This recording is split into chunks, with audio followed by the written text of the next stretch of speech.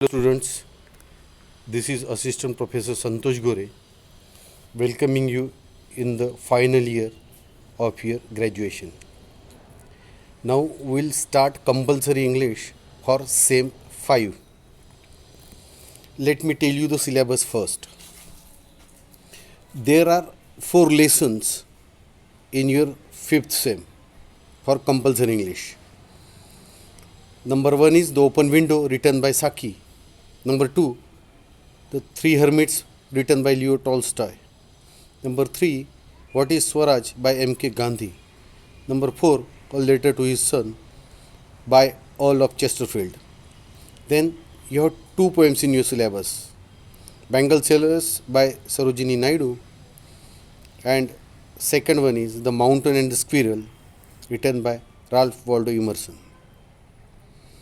In your communication writing, you have got the topic Précis writing, number 1, and number 2 is developing a thought. This is all about your semester 5 compulsory English syllabus. Now in this COVID pandemic, we are learning through YouTube channels. So this is my first lecture on compulsory English. We'll start the lesson The Open Window written by Saki. Let us first have the introduction of Saki. Saki was the pen name of the British writer Hector Hugh Munro, born on 1870 and died on 1916. Saki हे British writer Hector Hugh Munro याचं pen name होतं. Pen name म्हणजे लेखक काय करतो, त्याचं जर मोठं नाव असेल किंवा प्रसिद्ध होण्यासाठी तो एक रायटरचं नाव धारण करतो, त्याला पेन नेम म्हणतात.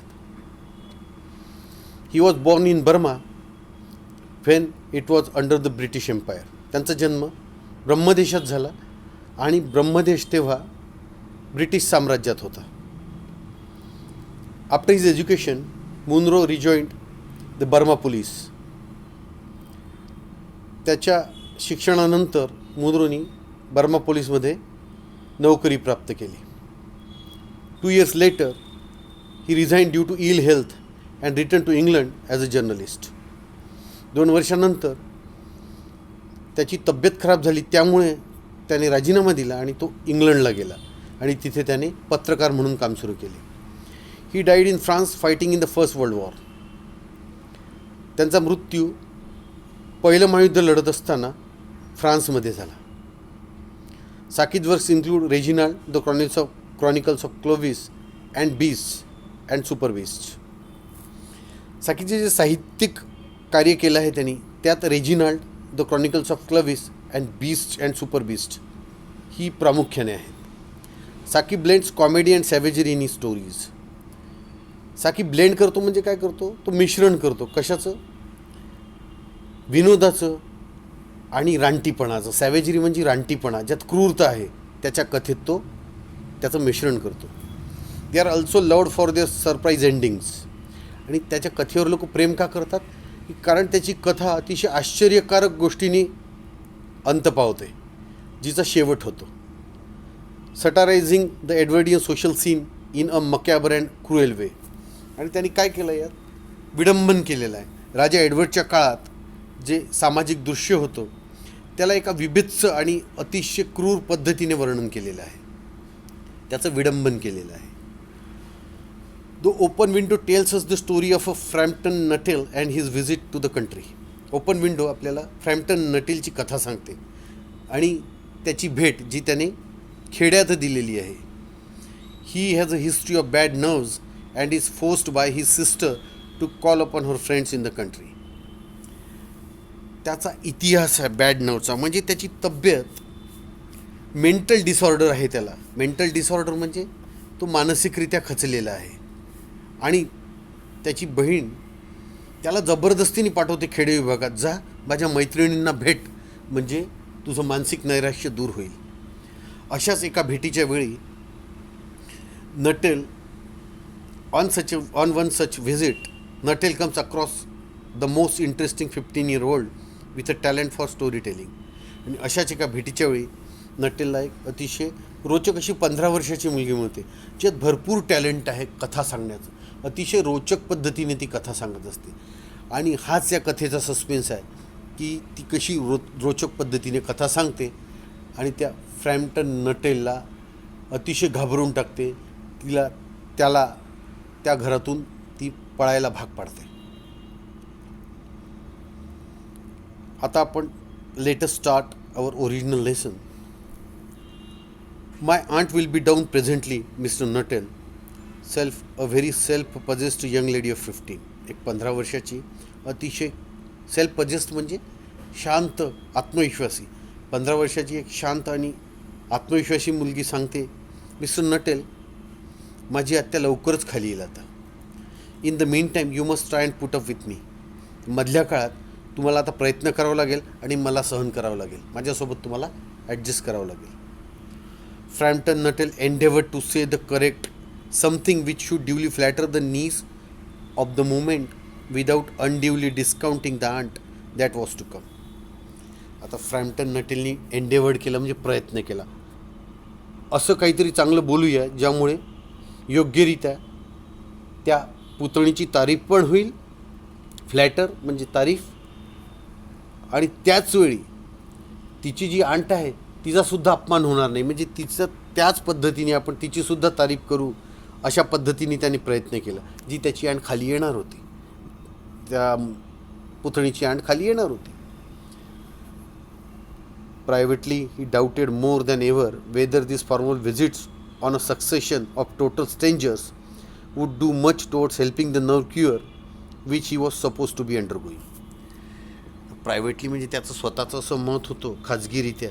त्याला शंका होती की मी व्हिजिट्स दिल्या सतत ज्या लोकांना मी ओळखतसुद्धा नाही, तर त्यांनी माझा हा मानसिक त्रास कमी होईल का याबद्दल तो साशंक होता. आणि जो त्रास चालला होता त्याच्या मनात त्याला वाटत होतं की मी मानसिक रुग्ण आहे, मला ठीक व्हायचं आहे, पण या व्हिजिट्सनी मी बरा होईल का ही मनात त्याच्या शंका होती. I know how it will be, his sister had said when he was preparing to migrate to this rural retreat. त्याची बहीण म्हणाली होती की मला माहिती आहे कसं होणार आहे. जेव्हा तो तयारी करत होता त्या खेडे विभागात जाण्यासाठी, तर त्याची बहीण त्याला म्हणाली होती, you will bury yourself down there. Bury म्हणजे गाडून टाकणे. तू तिथे स्वतःला गाडून टाकशील and not to speak a living soul. आणि एकाही जिवंत माणसाशी तू बोलणार नाहीस. And your nerves will be worse than ever from mopping. आणि काय होईल की तुझा जो मानसिक त्रास आहे तो अजून खराब होईल. तू जास्त विचार करशील, खूप तू उदास होशील. मोपिंग म्हणजे खूप उदास होणे. त्यामुळे तुझा हा जो मानसिक त्रास आहे तो अजून वाढेल. I shall just give you letters of introduction to all the people I know there. मी प्रत्येकासाठी जिथे जिथे मी गेली आहे, जिथे जिथे लोक मला ओळखतात माझ्या खेड्यातले, त्यांच्यासाठी मी तुला एक ओळखीचं पत्र देईल. Some of them as far as I can remember were quite nice. काही त्यातले मला आठवतात, जितकं मला आठवतं तितकं की ते खूप चांगले आहेत. Frampton wondered whether Mrs Sappleton, the lady to whom he was presenting one of the letters of introduction, came into the nice division. फ्रॅम्प्टनला आश्चर्य वाटलं की मिसेस सॅपल्टन जी आहे, जिला तो भेट देत आहे, जिला ते पत्र देणार आहे तो ओळखीचं, तर ती चांगल्या डिव्हिजनमध्ये येते की नाही याबद्दल तो साशंक होता. Do you know many of the people round here आज द नेस. तू इथे बऱ्यापैकी लोकांना ओळखतो का, त्या पुतळीने विचारलं त्याला. Wien she judged that they had sufficient silent communion.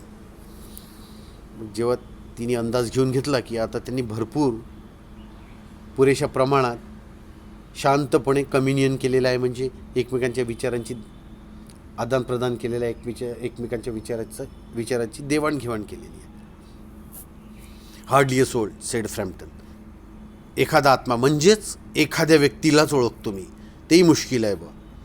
My sister was staying here at the rectory, you know, some 4 years ago. तुला माहीत आहे की माझी बहीण इथे राहायची रेक्टरीमध्ये. रेक्टरीमध्ये म्हणजे ख्रिश्चन लोकांचे जे धर्मगुरू असतात, रेक्टर लेवलचे, त्यांच्यासाठी घर असतं, तिथे ती राहायची 4 वर्षापूर्वी. And she gave me letters of introduction to some of the people here. आणि तिने मला माझी ओळख करून देणारे पत्र दिलेले आहे की जी मी त्या लोकांना देईल आणि माझी तिथे ओळखी होईल. He made the last statement in a tone of distinct regret. त्याने शेवटलं विधान अतिशय विशिष्ट अशा पश्चातापात केलं. त्याला एक विशिष्ट पश्चातापाचा सूर होता. Then you know practically nothing about my aunt, pursued the self possessed young lady. मग ती म्हणाली की हां, तुला निश्चितच व्यावहारिकदृष्ट्या आणि वास्तविकदृष्ट्या माझ्या आत्याबद्दल काहीच माहीत नसेल. तिने पाठपुरावा केला या गोष्टीचा, जी सेल्फ पजेस्ड होती. सेल्फ पजेस्ड म्हणजे काम अँड कॉन्फिडंट, अतिशय शांत आणि आत्मविश्वासी होती ती तरुण मुलगी. तिने विचारलं त्याला की खरंच ओळखतो की नाही तू, की त्याने उत्तर दिलं की नाही. Only her name and address admitted the caller. Caller म्हणजे हा फ्रॅम्प्टन नटेल. तो म्हणाला फक्त तिचं नाव आणि पत्ता माहिती आहे. He was wondering whether Mrs Sappleton was in the married or widowed state. तो विचारात पडला होता की सॅपल्टन तिचं लग्न झालं आहे की ती विधवा आहे. And undefinable something about the room seem to suggest masculine habitation. आणि एक ज्याची व्याख्या करता येऊ शकत नव्हती असं काहीतरी होतं त्या खोलीबद्दल. आणि असं वाटत होतं की तिथे मस्क्युलिन हॅबिटेशन आहे. मस्क्युलिन म्हणजे जिथे पुरुष लोकांचा वावर आहे असं त्या खोलीत वाटत होतं त्या फ्रॅम्प्टन नटेलला. Her great tragedy happen just 3 years ago, said the child. तिची जी मोठी विचित्र दुर्घटना घडली ती 3 वर्ष आधी घडली. त्या मुलीने म्हटलं, that would be since your sister's time. बहुतेक ती तुमच्या बहिणीच्या काळातली घटना आहे. Her tragedy ask Frampton. तिची दुःखगाथा, शोकांतिका काय आहे हे फ्रॅम्प्टनने विचारलं. Somehow in this restful country spot tragedies seemed out of place. त्याला वाटलं की इथे जो शांत खेडे विभाग आहे हा निसर्गिक खूप इथे फुललेला आहे नैसर्गिक भागात, इथे त्याला शोकांतिका आउट ऑफ प्लेस म्हणजे अस्थायी वाटली. तिथे इथे होऊच शकत नाही शोकांतिका. You may wonder why we keep that window wide open on an October afternoon, said the niece. पुतणी म्हणाली, तुला बहुतेक आश्चर्य वाटेल की आम्ही या ऑक्टोबरच्या दुपारी या कडक उन्हात ही आम्ही खिडकी एवढी का ओपन ठेवलेली आहे ऊन येण्यासाठी. Indicating a large French window that opened on to a lawn. एका मोठ्या खिडकीकडे बोट दाखवत बोलली ती. फ्रेंच टाईपची विंडो होती ती मोठी, जी लॉनमध्ये उघडत होती. It is quite warm for the time of the year, said Frampton. Frampton म्हणाला की इथे तर फार गरम आहे या वर्षाच्या या काळात. ऑक्टोबर महिना म्हणजे गरम असतो. But has that window got anything to do with the tragedy. त्या खिडकीचा काही संबंध आहे का त्या शोकांतिकेशी. Out through that window 3 years ago to a day her husband and her 2 young brothers went off for their day shooting. त्या खिडकीतून 3 वर्षापूर्वी एका दिवशी तिचा नवरा आणि तिचे 2 तरुण भाऊ त्या दिवसाच्या शिकारीसाठी बाहेर पडले. They never came back. ते कधीच परत आले नाही. In crossing the moor to their favourite snipe shooting ground they are all 3 engulfed in a treacherous piece of bog. Crossing the moor, moor म्हणजे दलदलीची जागा. एक दलदलीची जागा त्यांच्या फेवरेट स्नाईप शूटिंग स्पॉटवर चालले होते. स्नाईप म्हणजे एक प्रकारचा पक्षी आहे. त्याला मारण्यासाठी शूटिंग करण्यासाठी ते जात होते ग्राउंडमधून. तर ते एनगल्ट म्हणजे गिळल्या गेले. ट्रेकरस म्हणजे धोकादायक. पीस ऑफ बॉग, बॉग म्हणजे जिथे चिखल आहे, दलदल आहे, त्या दलदलीत ते तिघही गिळंकृत झाले. It had been that dreadful wet summer you know. तो अतिशय भयंकर असा ओला उन्हाळा होता. आता इथे ओला उन्हाळा का म्हणतात, कारण तिथे बर्फ पडतो हिवाळ्यात. ऊन पडल्यावर त्या बर्फाचं पाणी होतं आणि ते पाणी इतकं राहतं की सगळी दलदल पसरतं. You know and places that were safe in other years gave way suddenly without warning. आणि वर्षाच्या इतर भागात ज्या आपल्याला वाटतात अतिशय चांगल्या सुरक्षित जागा आहेत, अचानक त्या जागा कोणतीही पूर्वसूचना न देता धोकादायक झाल्या. Their bodies were never recovered. आता दलदलीत फसल्यामुळे त्या जमिनीत गाडल्याच गेल्या त्यांच्या डेड बॉडीज, त्यांची शरीरे, तर ती कधीही सापडली नाही. That was the dreadful part of it. तो अतिशय भयंकर भाग होता, कारण मेल्यावर त्याचे अंत्यसंस्कार केले तर मनाला शांती मिळते, पण ते तिघंही मेल्यानंतर कोणाच्याच दृष्टीस पडले नाही. Here the child's voice lost its self possessed note. तिचा जो काम अँड कॉन्फिडंट आवाज होता, आत्मविश्वासी आवाज होता त्या मुलीचा, तो इथे थोडा हादरला, गमावला तिने तो, अँड बिकेम फॉल्टरिंगली ह्युमन. आणि तो अतिशय नाजूक पद्धतीने तिचा ताबा सुटला आणि तो ह्युमन बनला, तो एकदम मानवी आवाज झाला. आत्तापर्यंत ती आत्मविश्वासाने बोलत होती, परंतु काय झालं की ती दुःखद गाथा सांगता सांगता तिचा आवाजसुद्धा कापरा झाला आणि ती थोडी अडखळत बोलायला लागली. Poor ऑन्ट always thinks that they will come back someday. ती माझी गरीब आत्या आहे बिचारी, तिला वाटतं की ते एखाद्या दिवशी परत येतील, कोणता तरी असा दिवस उगवेल ज्या दिवशी ते परत येतील. होतं ना की दुःखात माणसाला वाटतं की माझा माणूस मेलाच नाही आहे, तो कधी ना कधी येईल. They and the little brown spaniel that was lost with them and walk in at that window just as they used to do. ते परत येतील, तो त्यांचा ब्राऊन कलरचा स्पॅनियल डॉग येईल. स्पॅनियल म्हणजे कुत्र्याची प्रजाती आहे, तपकिरी रंगाचा त्यांचा कुत्रासुद्धा येईल. तो त्यांच्यासोबतच त्या दलदलीत गाडल्या गेला होता, गायब झाला होता. आणि ते चालत चालत त्या विंडोतून येतील जशी ते नेहमी यायचे. म्हणजे त्यांना सवय होती त्या विंडोतूनच ते जाणं येणं करायचे मोठ्या. That is why the window is kept open every evening till it is quite dusk.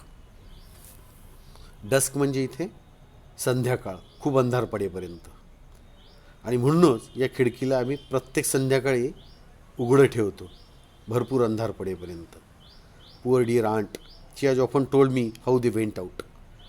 गरीब बिचारी माझी आत्या, ती मला नेहमी सांगत आहे, नेहमी सांगत असते की ते कसे बाहेर गेले. Her husband with his white water coat over his arm. तिचा नवरा, त्याने तो पांढरा कोट त्याच्या हातावर घेतला होता. And Ronnie, her youngest brother Ronnie, तिचा सर्वात लहान भाऊ, singing Bertie why do you bound. गाणं म्हणायचा तो बर्टी, तिला सॅपल्टनला, मिसेस सॅपल्टनला तो बर्टी म्हणायचा. Why do you bound. Bound म्हणजे इथे तू उडी मारते, तू का उडी मारतेस, तिला चिडवायचा नेहमी. As you always did to tease her, नेहमी तो असा करून चिडवायचा तिला. Because she said it got on her nerves, कारण ती म्हणायची की ती माझ्या मेंदूत जातं, माझ्या डोक्यात जातं, तू जे चिडवतो मला खूप राग येतो. Do you know, sometimes on still quiet evenings like this I almost get a creepy feeling that they will walk in through that window. म्हणजे तुम्हाला माहिती आहे का हे, sometimes on still quiet evenings like this, अशा शांत संध्याकाळी I almost got a creepy feeling. आता क्रिपी फिलिंग म्हणजे विचित्र असं, ज्यात भीती दुःख असतं, असं मला फिलिंग येते, अशी भावना येते माझ्या मनात. They will all walk in through that window. अशी भीतीदायक भावना येते माझ्या मनात की हे खिडकीतून परत आत येतील हे तिघं. She broke off with a little shudder. तिने तिचं बोलणं तोडून टाकलं. ब्रोक ऑफ म्हणजे तिने मधातच बोलणं तोडलं, शांत झाली ती. With a little शडर. शडर म्हणजे तिला एकदम काटा आला तिच्या अंगावर, शहारा आला. It was a relief to Frampton when the aunt bustled into the room with a whirl of apologies for being late in making her appearance. It was a relief, फ्रॅम्प्टनसाठी तो एक सुटकेचा क्षण होता जेव्हा ती aunt bustled into the room, घाईघाईने आतमध्ये आली. With a whirl of apologies. Whirl म्हणजे जणू काही वादळ आलं, अपॉलॉजीज म्हणजे क्षमा याचनेचं. क्षमायाचना करायला लागली, माफ करा, मी लेट झाली, मी अपिअरन्स माझा लेट दिला, मी तुमच्यासमोर खूप लेट आली, सॉरी, माफ करा मला. I hope Vera has been amazing you, she said. ती म्हणते की मला आशा आहे की Vera has been amusing you, she said. ती म्हणाली की मला असं वाटतं की वेरा तुमची करमणूक करत होती. वेरा म्हणजे ती 15 वर्षाची सेल्फ पजेस लेडी, मुलगी ती.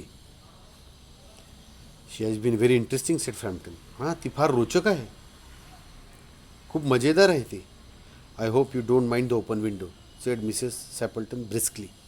ती घाईघाईने म्हणाली, मिसेस सॅपल्टन, की आशा करते मी की तुम्ही ही जी खिडकी उघडी आहे तिला हरकत घेणार नाही. My husband and brothers will be home directly from shooting and they always come in this वे.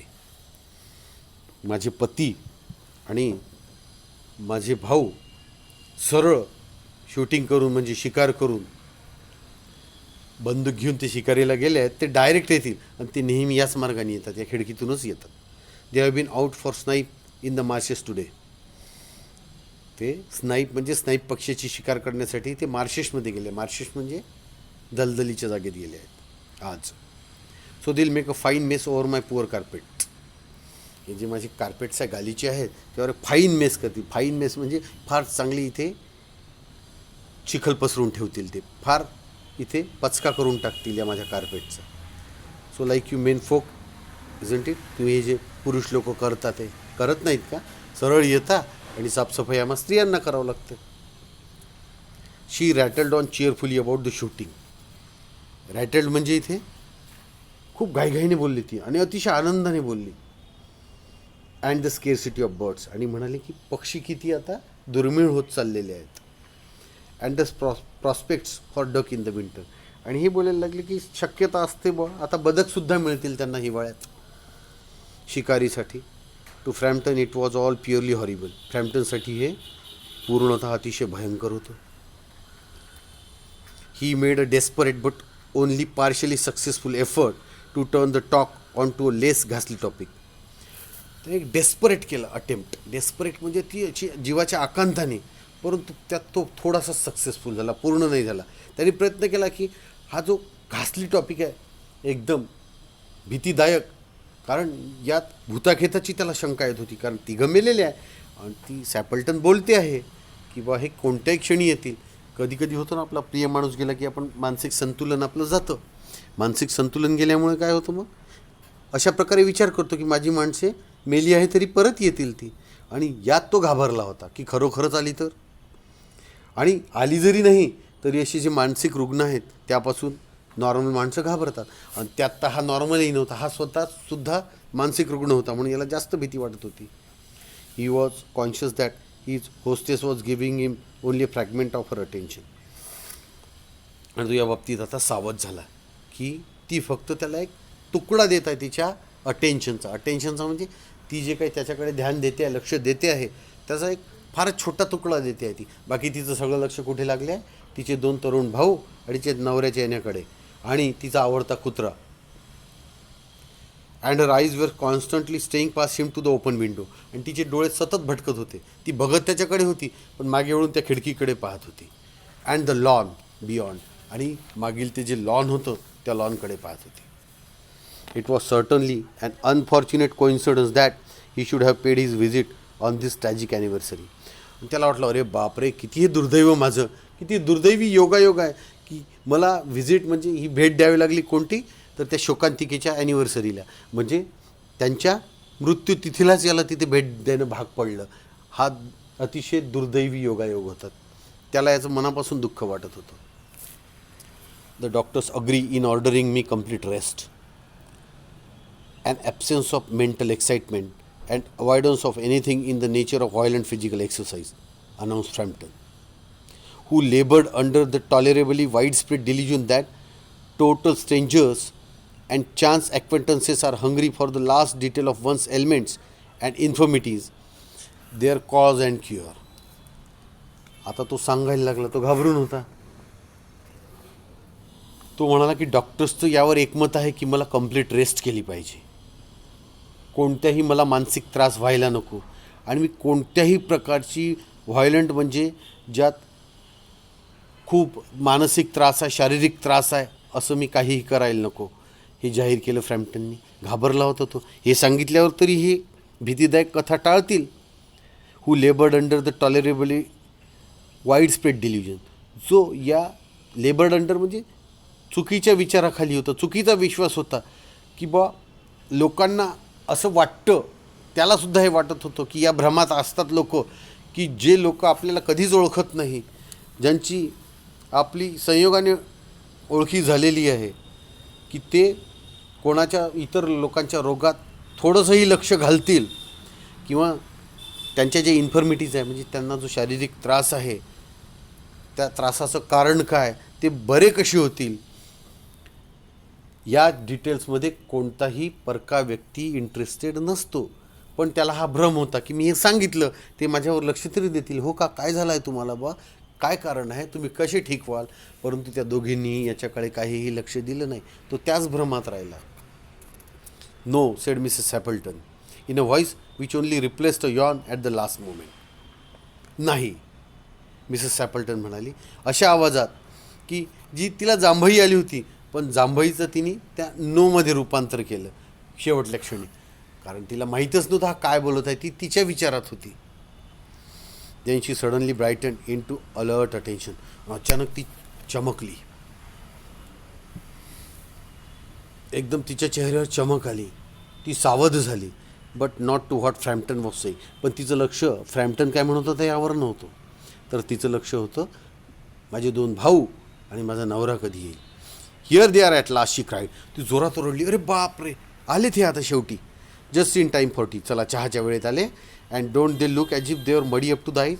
वाटत नाही का ते असे दिसत नाही का की ते पूर्ण चिखलानी भरलेले आहेत डोळ्यापर्यंत. Framton shivered slightly and turn towards the niece with a look intended to convey sympathetic comprehension. आता बरोबर आहे, त्याला सांगण्यात आलं होतं की ते गाडल्या गेले म्हणजे डोळ्यापर्यंत चिखल असणारच.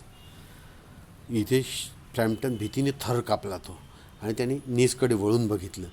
त्याच्या त्या दृष्टिक्षेपात हे होतं की बा मी माझ्या सहानुभूतीच्या भावना कळवतोय तुला, तू समजून घे बाई की ही जी सॅपल्टन आहे हिला खूप दुःख झालेलं आहे. माझं दुःख तू समज, मी माझ्या संवेदनशील भावना तुला कळवतोय.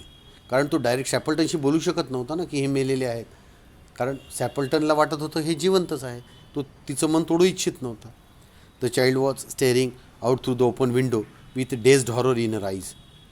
आणि ती मुलगी 15 वर्षाची होती म्हणजे तिला चाइल्डच आहे, लहान मुलंच आहे ती समजूया. ती खिडकीतून पाहिलं बाहेर, त्या उघड्या खिडकीतून. डेझड हॉरर, अतिशय आश्चर्यचकित आत्यंतिक भीती होती तिच्या डोळ्यात. In a chill shock of nameless fear Framton swung around in his seat and looked in the same direction. Chill shock म्हणजे थंड धक्का बसला त्याला भीतीचा. आणि नेमलेस फिअर, त्या भीतीला तो नावच देऊ शकत नव्हता. पटकीने आपल्या सीटमध्ये पलटला तो आणि त्या दिशेत पाहिलं ज्या दिशेत ती मुलगी बघत होती. In the deepening twilight 3 figures were walking across the lawn towards the window. गर्द होणाऱ्या संधिप्रकाश म्हणजे ज्यात दिवस आणि रात्र एकत्र येतात त्यावेळेचा प्रकाश. 3 आकृत्या येत होत्या लॉनवरून खिडकीकडे. They all carried guns under their arms. त्यांच्या बाहूखाली पट्ट्याला अडकवून तिघेजण गन्स घेऊन येऊन राहिले होते, बंदुका. And one of them was additionally burden with a white coat hung over his shoulders. आणि एकावर एक जास्तीचं बर्डन होतं ते म्हणजे व्हाईट कोट होता त्याच्या खांद्यावर. A tired brown spaniel kept close at their heels. आणि त्यांच्या एडीपाशी म्हणजे त्यांच्या पायाशी घुटमळत होतं एक तपकिरी रंगाचा स्पॅनियल कुत्रा, स्पॅनियल जातीचा. Noiselessly they neared the house. आवाज न करता ते घरापर्यंत आले, जवळ पोहोचले. And then a hoarse young voice chanted out of the dusk. आणि कशी घोगरा आणि तरुण आवाज आला ज्यांनी त्या सायंप्रकाशात म्हटलं, संध्याकाळी म्हटलं, I said Bertie why do you bound. मी म्हणतो बर्टी तू उड्या का मारतेस, चिडवलं त्यांनी त्याच्या बहिणीला. Framton grabbed wildly at his stick and hat. त्याने एकदम झेप मारून रानटीपणे त्याची काडी आणि त्याची हॅट घेतली त्यांनी. द हॉलडोअरपर्यंत पोहोचला. द ग्रेव्हल ड्राईव्ह म्हणजे जिथून त्यांची कार ठेवतात तिथून रेती टाकलेली असते, सिमेंटचं बांधकाम असतं, तिथपर्यंत तो पोहोचला. And the front gate we are dimly noted stages in his headlong retreat. आणि फ्रंट गेट इतक्या फास्ट म्हणजे असं वाटलं की हा खूप डीम प्रकाशात आपल्याला दिसून राहिलो होतो, म्हणजे आपण त्याची कल्पना करू शकतो. तो इतक्या फास्ट पोहोचला तिथे की त्याचा तो हेडलॉंग प्रवास होता. हेडलॉंग म्हणजे एकदम घाईघाईत. A cyclist coming along the road had to run into the hedge to avoid an imminent collision. एक सायकलिस्ट येऊन राहिला, तो इतक्या फास्ट रस्त्यावर आला की जे तत्पर त्याची धडक होणार होती त्यांनी सायकल पलटवली. हेज म्हणजे तो कुंपणात जाऊन धडकला तो सायकल स्वार. याची धडक टाळण्यासाठी म्हणजे इतक्या घाईता पळाला त्या डीम प्रकाशात. Here we are my dear said the bearer of the white mackintosh. Bearer म्हणजे घेऊन येणारा, व्हाईट मॅकिंटोश म्हणजे तो रबर आणि प्लॅस्टिकचा बनलेला जो रेनकोट होता तो घेऊन येणारा. म्हणाला, इथे आलो आम्ही माझी प्रिये, पोहोचलो आम्ही. Coming in through the window, तो खिडकीतून आत आला. फेअरली मडी, फारच चिखल झाला आहे ना. But most of it's dry, जास्तीत जास्त आमचा चिखल वाळलेला आहे. Who was that who bolted out as we came up. तो कोण होता तो विजेच्या वेगाने बाहेर पळाला जसे आम्ही आलो. A most extraordinary man, a Mr Nuttel said Mrs Sappleton. म्हणजे कोणीतरी मिस्टर नटेल होता, अतिशय असामान्य माणूस होता. Could only talk about his illness, फक्त स्वतःच्या आजाराबद्दलच बोलत होता. And dashed off without a word of goodbye or apology when you arrived.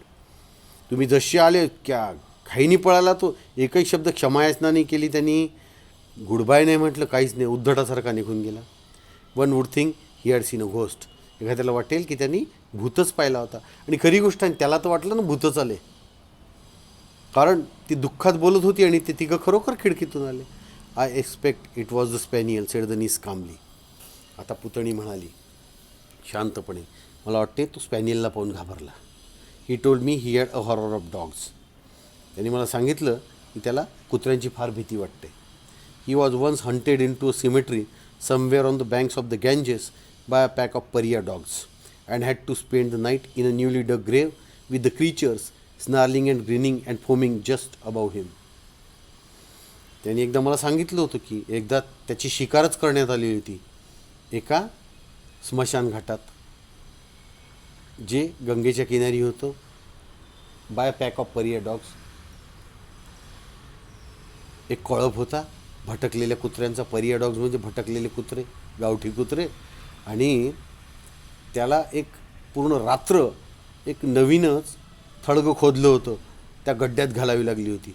आणि ते प्राणी त्याच्या डोक्यावर गुरगुरत होते, दात दाखवत होते, त्याच्यावर फोमिंग करत होते, म्हणजे त्याच्या डोक्यावरच वावरत होते ते. Enough to make anyone lose their nerve. आणि बरोबर आहे, इतकं पुरेसं आहे कोणीही आपलं नर्व म्हणजे मज्जातंतू म्हणजेच आपल्या मेंदूवरचं नियंत्रण गमवावेल कोणीही. असे कुत्रे डोक्यावर राहिले, दात दाखवत असेल म्हणजे सरळ त्याच्या जीवावरच बेतली होती. आणि इथे आपल्या लक्षात येतं की त्या पुतणीने किती व्यवस्थित त्या कथेला टर्न दिलेला आहे, त्या कथेला एक वळण दिलेलं आहे. Romance at short notice was her speciality. तिची खासियत काय होती की रोमान्स, शॉर्ट नोटीस म्हणजे बिलकुल काहीही सूचना न देता रोमान्स. इथे रोमान्सचा अर्थ आहे अतिशय थ्रिलिंग. रोमान्सचा अर्थ इथे प्रेम नाही. रोमान्स इतकी मोठी व्यापक संकल्पना आहे ही, की ही संकल्पना म्हणजे रोमान्स म्हणजे काहीतरी थ्रिलिंग पॉझिटिव्हली, ज्यात खूप साहस आहे, ॲडव्हेंचर आहे. आणि प्रेम या रोमान्सचा एक छोटासा भाग आहे. पण तिने काय केलं आहे, रोमान्स घडवला आहे, म्हणजे अतिशय थरारक असं काहीतरी घडवलेलं आहे. म्हणजे ही कथा संपल्यावर आपल्याला लक्षात येतं की त्या मुलीने बघा किती चातुर्याने त्याला मूर्ख बनवलं. तिला सगळं माहीत होतं रुटीन घरचं, की माझी आत्या असं बोलते कोणी नवीन आलं की नवऱ्याबद्दल, आणि त्या कुत्र्याबद्दल, तिच्या 2 तरुण भावाबद्दल. ते असे शिकार करून चिखलानी भरलेले येतात, ते खिडकीतूनच येतात. तिला हे माहीत होतं. तिने चातुर्याने ती कथा गुंफली. इथे मेलेले आहेत, त्यांचा मृत्यू झाला आहे, ते दलदलीत गाडल्या गेलेले आहेत. आणि हे खरं वाटून तो पळतो. आणि या सगळ्यांना सॅपल्टन फॅमिलीला विचित्र वाटतं. तिचे 2 भाऊ, तिने खुबीने वापर केलेला आहे, तिचा भाऊ कसा चिडवतो त्याचा. आणि हे त्याच्या मनावर बिंबवलं फ्रॅम्प्टनच्या की ही मानसिक रुग्ण झालेली आहे बा. आणि चातुर्याने जेव्हा तो पळून जातो, जेव्हा त्याची साईड ही सांगते, खरी गोष्ट न सांगता ही बघा चातुर्याने सांगते. त्यांनी काही सांगितलेलं नसतं पण तरी सांगतो की हा कुत्र्याला घाबरून पळालेला आहे बा. त्यांनी मला सांगितलेलं आहे की तो घाबरला होता, पडला होता, मला असं भीतीदायक रात्र घालवावी लागली. म्हणजे इथे या मुलीचं चातुर्य दिसून येतं. किती चातुर्याने ती कथा सांगते दोन्ही पक्षाला, आणि दोन्ही पक्षाला सतत अंधारात ठेवते, कायम अंधारात ठेवते. अशा प्रकारे इथे आपला हा पहिला धडा संपलेला आहे, दी open window. Thank you very much.